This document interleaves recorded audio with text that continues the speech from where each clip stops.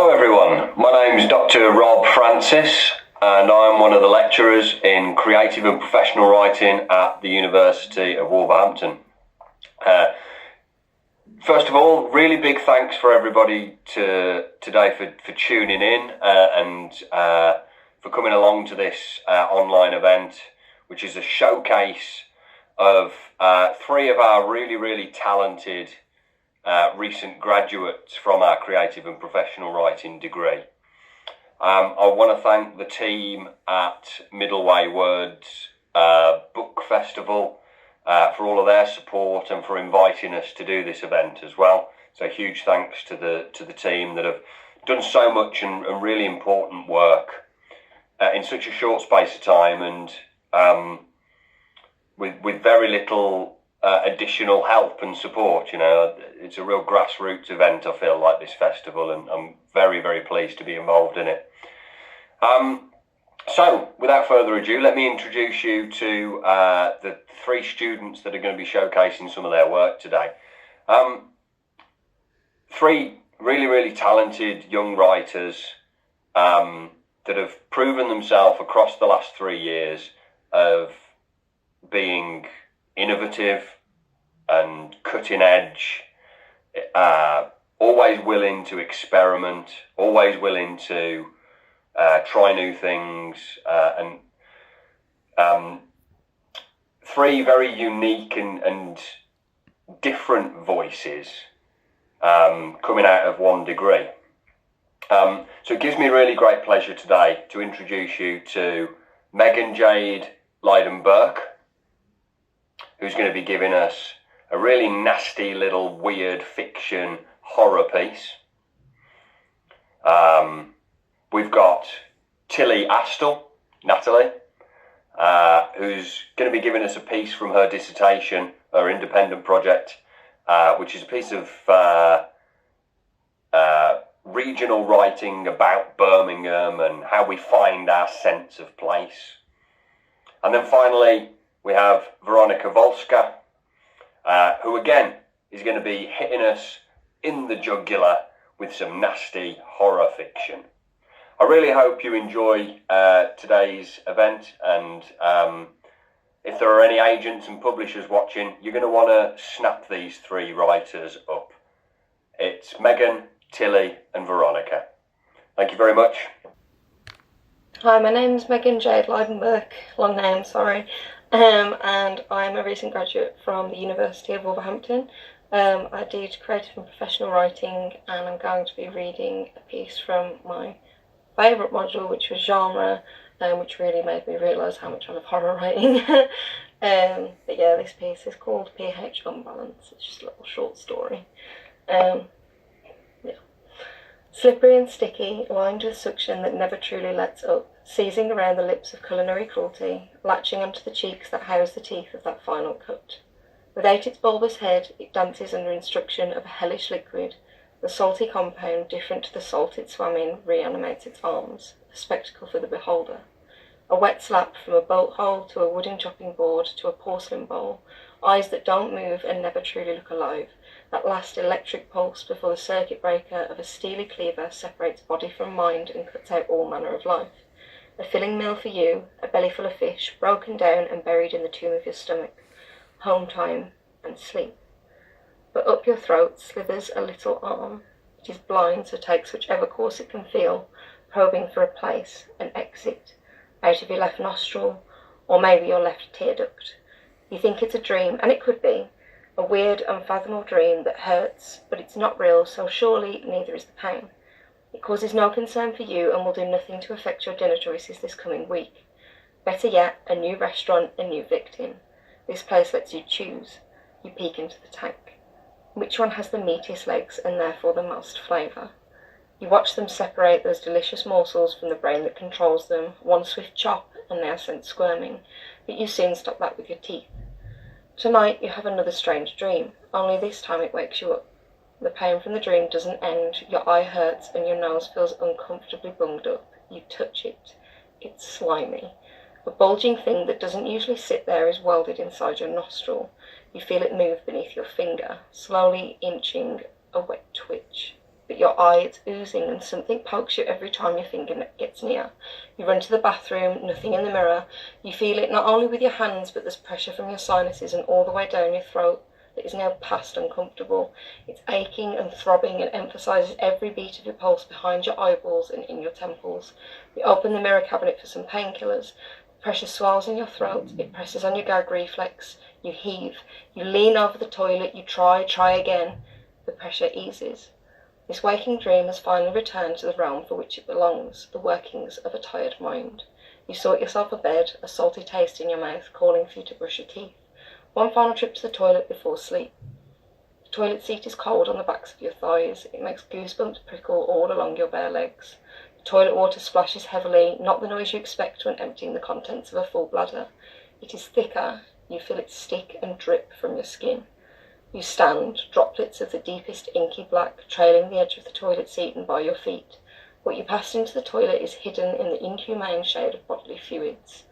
The surface ripples.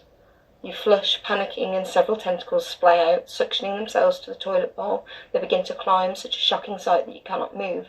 The ink on your legs is no longer splashback remnants, but is seeping from between your thighs, soaking your shorts that weigh down your ankles. It reaches the edge, pulling a scrambled mess of limbs from the inky depths. A wet slap from a boat hole to a wooden chopping board to a porcelain bowl. It spreads itself, unravelling the interconnected pipework of arms and legs. Behold the squirming spectacle. You. Thank you. Hi, my name is Gravoska and I graduated in creative writing from the University of Wolverhampton in June. I mostly write YA fiction, but I do like to experiment a lot, so the extract that I'll be reading out to you right now is one of these experiments, which is a horror short story called Yotta. So yeah, I hope you enjoy. They are standing by the train tracks in the darkness, looking at the enormous wall of the forest in front of them. The oaks spread their arms, trying to protect the secrets of their home. Some ash and beech trees help them by stretching out their shrunken, rotten branches, but they're all naked, so the wind blows through the wall with ease, howling in triumph through its own rhythm.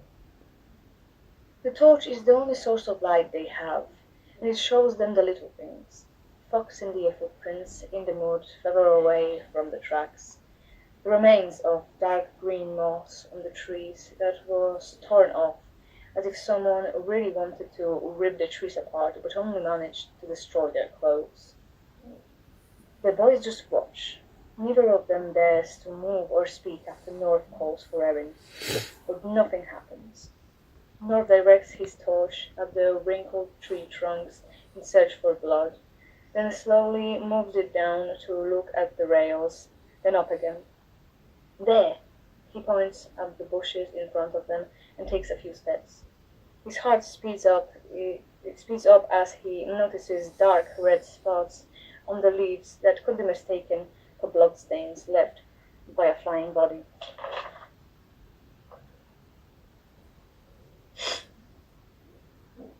False alarm. North turns to Lewis and gestures for him to come closer. It's just hawthorn bushes full of fruits. No blood, no Erin. A feeling of disquiet rises again when Lewis spots something shiny in the corner of his eye. But when he blinks, the spark is gone. He tries to convince himself that it is his imagination, because real things cannot just disappear. Stop that, he thinks. You're not going to find anything here. She's dead. They found everything and took it, and you're not some lucky detective in a thriller.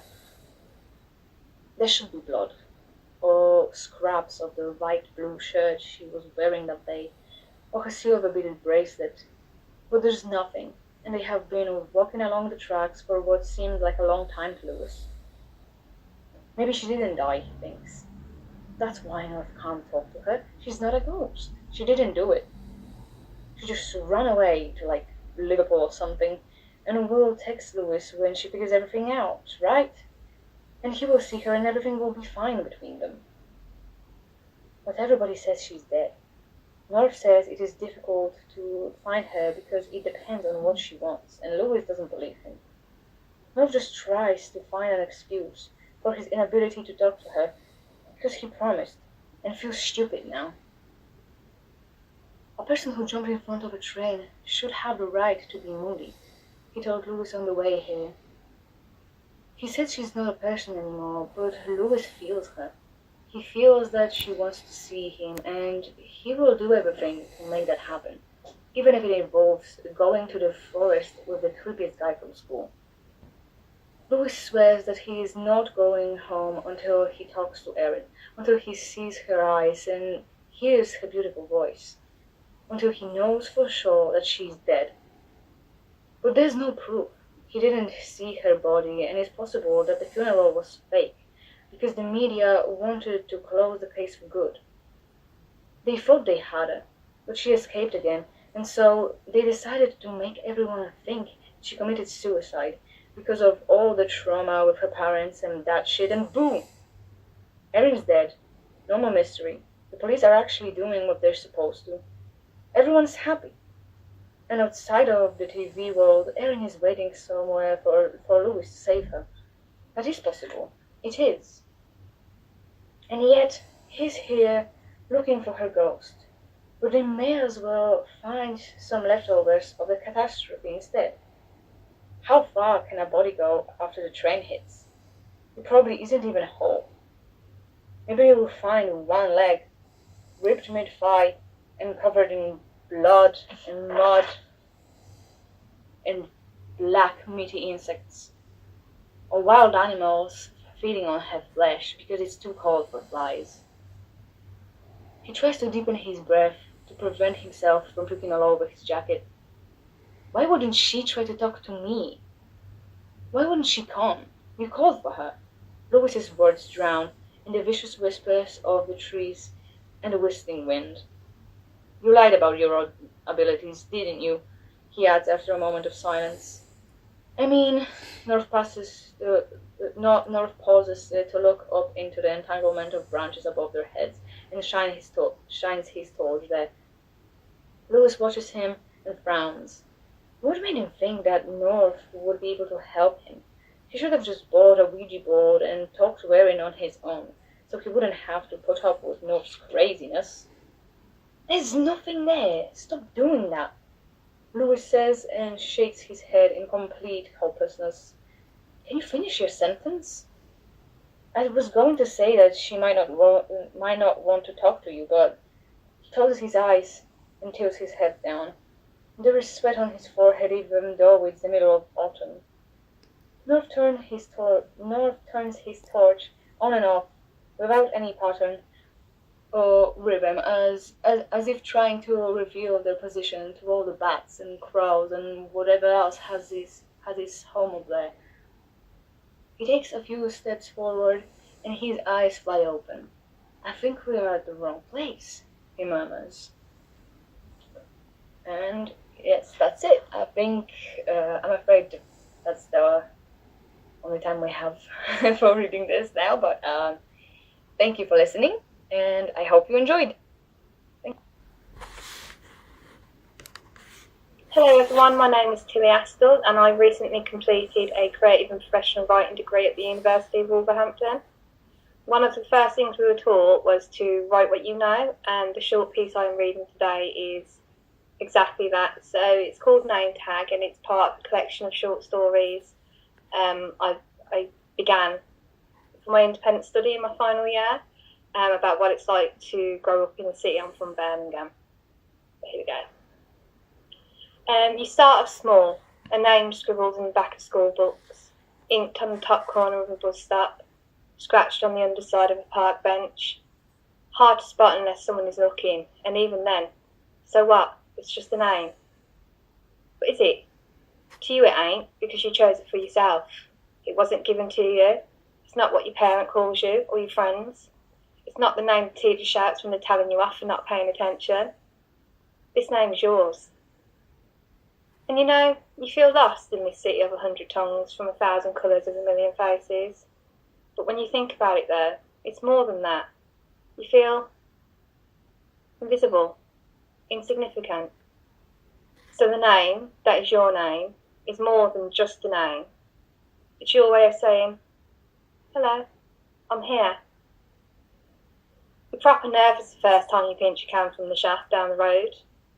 You wait until the woman behind the counter is distracted by all the other schoolboys crowded around the sweets before you make a move. The cans are sat high up on a shelf. You stand on your tiptoes to reach, barely. You swipe at the first one and your fingers just brush against it, almost sending the whole row to the floor. You grab hold of it and almost drop it again because your palms are so sweaty. You stash it under your bag. You stash it in your bag under a blazer, and as you walk out, you hand over a £5 note, acting like you found it on the floor. You stand at the mouth of Lover's Walk. The stench of stale piss and dead leaves is like a slap in the face. It's so dark down there, you ain't never seen a black so deep.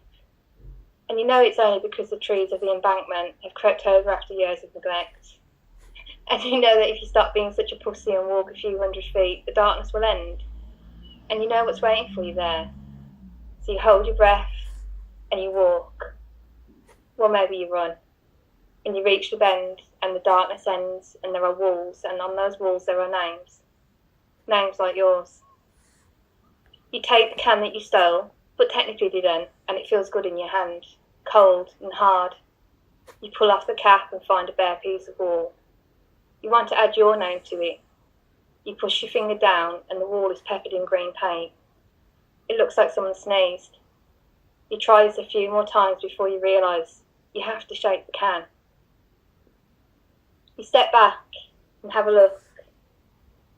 It's a bit wonky and you can't really tell for sure if it's an A or an E, but for the first time, your first time, you're chuffed. You like how the green pops against the dull grey walls and you realise this whole city is just one big grey canvas waiting for you to paint it. You get bigger and better and braver. No more scribbles and scratches in hard to see places. You don't want to be found. You want to be noticed. The shutters of an abandoned chip shop in Handsworth, the side of a phone box in Erdington, the walls of a car park in Small Heath, the great arches of a bridge in Digbeth. This city has become your name tag. Hello, Birmingham. Metsu was here. Brilliant stuff. Thanks very much. That was Veronica Volska, Tilly Astle, and Megan J Liebenberg. I've got another special little treat for everyone this afternoon now. Another one of our graduates, although a few years back now that this writer, graduated with us. And we like to put his name out there and show him off a little bit. Well, really as much as we can. Because he's one of the great success stories of the University of Wolverhampton and our creative and professional writing degree. Our next and headline act for this event is a very, very talented author by the name of Sean Hand. He's the author of the novel The Sadness of King George, a book on a non-fiction book on the band The Jam called Pop Art Poems, and a collaboration with the photographer Tom Hicks, a collection of poems and photographs out with Cates Hill Press called The New Brutalism. So he's really showing his stripes and showing his creative muscle with poetry, non-fiction, and his novel. And he's currently working on his second novel at the moment. So it gives me really great pleasure to introduce you to a thoroughly nice bloke and a very talented writer, Sean Hand. Hello, I'm Sean Hand. I'm a writer from Birmingham, and I'm honoured to have been asked to take part in this showcase by the University of Wolverhampton for Middleway Words Festival. I studied creative writing at Wolves Uni and graduated pretty much 10 years to the day that this is being shown, and I got a first, I'll have you know. But more importantly than that, for me, the course was invaluable because coming from a small town, suburban, generally small C conservative background, it was psychologically really valuable because it validated me as a creative writer, which wasn't something that I'd really had before. And of course, practically, it gave me all the skills that I needed to write, or to harness the raw material, the raw talent that I had, in terms of things like plot and character and whatnot. After graduating, it took me a few years to find my feet, but in the last 5 years I've had 3 books published, the latest of which is my first novel, The Sadness of the King George, which was published earlier this year by an indie press called Bad Press Inc. up in North Yorkshire. And it's a dark comedy. It's kind of a not coming of age novel, and it's based on the 16 years I spent working in pubs around Birmingham and Wolverhampton. And it's set during the summer of 2005 in Sutton Coldfield, which is where I mostly grew up. And it's narrated by an anonymous barman who's drifted into this pub called the King George. He's ended up working there, and he's trying to find his way in this kind of bizarre world of functioning alcoholics and downright bullshitters, toxic masculinity and all these things. And he's just trying to find his way in this world. But the bit I'm going to read for you now is a bit of his backstory, explaining how he ended up in such a kind of a dead-end Twilight world by the age of 20. Things started going tits up with Gemma a few months after we left college. Neither of us had done any good on our course, only enough not to get kicked off. Having spent most of the second year hanging around smoking bud in Rectory Park and bumming around watching films in her bedroom, we were too cool and apathetic to consider uni. We gifted ourselves one last 6 weeks holiday, during which we hung around smoking bud in Rectory Park, bummed around watching films in her bedroom, and took the piss out of the cheesy twats getting excited about going off to uni. Oh god, yeah, I'm like so excited, like Fresh is going to be like totally amazing. You're going to Kiel, darling, good luck with that. Lame-o. Tossers. One evening towards the end of August, we were lying on our backs in the grass, gazing up at the darkening cloudless sky. On the one hand, the future seemed open and vast, but on the other hand, I didn't want open and vast. I wanted the security of a college course I didn't have to go to. On Gem's hand was the remnants of the cum from the jerking hand job she'd given me in the woods and had managed to fully wipe off on the grass. I know it sounds totally lame, she said, but this is the start of the rest of our lives. I snorted. That is quite lame. She gave me a shove with her right hand. Such a twat. Bitch. Cunt. Not fair, I can't beat that. She turned towards me and propped herself up on her elbow. Seriously though, we've got our whole lives ahead of us. What are we going to do? Like, what's your dream? Your ambition? To cock here getting stoned every day. She shifted uneasily and carried on as if I hadn't spoken. I mean, there's got to be something. I'd love to just lie here stoned forever, but we can't. We're 18 now. We're old enough, big enough and ugly enough to sort ourselves out. I stayed staring upwards. Fucking hell, I don't know, I said. Whenever I think of the future, I just feel like, I don't know, like I just see all these people working in offices or on building sites or living for the weekend or whatever, and I don't know. No, go on. I don't know, it sounds weird, but it's like, I want to say something to all of them. Like I just want to paint a massive fuck off across the sky, you know, so that everyone can see it, and that'll be me. Gem lay back down and stared upwards. Yeah, I like that. Kind of cool for a lame-o like you. Maybe we could paint it together. Gem let out a low, sarcastic bray. You cheesy twat. I felt hurt. I meant it. We went back to contemplative silence until it was pitch black and the temperature dropped. A week later, it really was time to get a job. As it turns out, a spotty stone with greasy hair over their face going into a random recruitment agency and mumbling about wanting a job in the media doesn't get much further than a porter cabin in Tyseley. I'm still not sure what I spent a year there doing. It was 2 buses away, I know that. An hour and a half to get there, and 2 hours back if the traffic was bad. It was on an industrial estate full of companies with 3-letter acronyms that left you none the wiser as to what they did. SLP Limited, BMJ Solutions, etc. At the entrance to the estate was a sort of sculpture. Bricks that were once sand-coloured framed a piece of metal with Millennium Enterprise part carved into it. The graffiti on it was dated 1993. There were only 3 of us in there and no customers, but you had to wear a shirt and tie and shoes like school ones. It was 9 till 6. 6! Monday to Friday, filling and filing out stuff to do with carpet tiles. Hours on an Excel database typing in serial numbers. It was like school, but with double maths every lesson of the day, and the three of us sat frequently in silence for hours, sometimes with Heart FM playing the same 580 songs over and over again. Actually, it was worse than school, because once you leave school you think that's it, you're an adult and free. But then you end up wearing a uniform and spending your days bored shitless. Not only that, you get less time in bed and you don't even have the comfort of the occasional half term to keep you going. We got an hour for lunch, unpaid, but there was nowhere to go except some chippy 15 minutes walk away. It was at this point I started buying fags. I'd always hated the smell, the very idea. I felt like with Heine at school when he started smoking. I was one of those people who puts a disgusted emphasis on the word fag. I know I smoked weed, but that had an effect, pressing Gem, and for that, tobacco was a necessary evil. Was it addiction to the nicotine in the spliffs that got me started? Or hatred of a job where the only way to escape for 3 minutes was shitting or smoking? I used to spliff once or twice in the first couple of weeks. The other two wouldn't know what it smelled like anyway. But it just wasn't the same. Without Gem and the option to fuck everything off and go mong on her sofa in the park, the dull carpet tile smell afternoons stretched even further into nothingness. Within a month I was buying 20 Richmond a day. By now I was living round Gem's too.